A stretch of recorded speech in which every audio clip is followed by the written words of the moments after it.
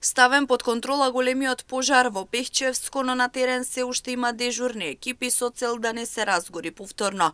Од утринава се реагира само од копно, бидејќи нема потреба од воздушна поддршка. Но изгоре високостеблеста борова шума, а штетите и последиците од пожарите дополнително ќе се утврдуваат. Пожарот е локализиран, се држи под контрола. Имаме ностоп дежурни екипи на терен, и мобилни и фиксни на таргетирани места, така да сега од сабај имавме пак мало жариште, но е ставено под контрола. И од вчера во поплатените часови пожарот е под контрола, е локализиран, али сепак сме со резерва дека може пак да настане нешто. Во Кочанско пак и денеска се реагира во гаснењето на пожарот кај Пресека, кој во текот на вчерашниот ден се префрли на неколку села во Македонска Каменица.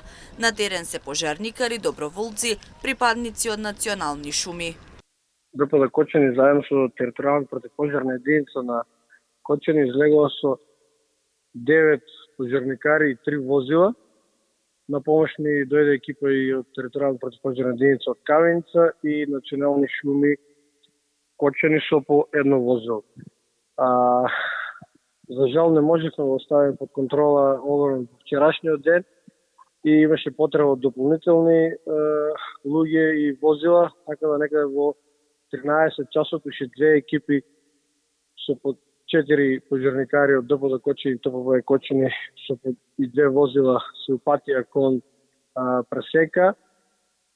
Пожарот се прошири кон Цера и Дулица, така да и во денешниот ден се интервенира на истиот простор со 3 возила и 8 пожарникари од територијална противпожарна единица и ДПД Кочани, исто така пак се на терен национални шуми и територијалната од Каменица.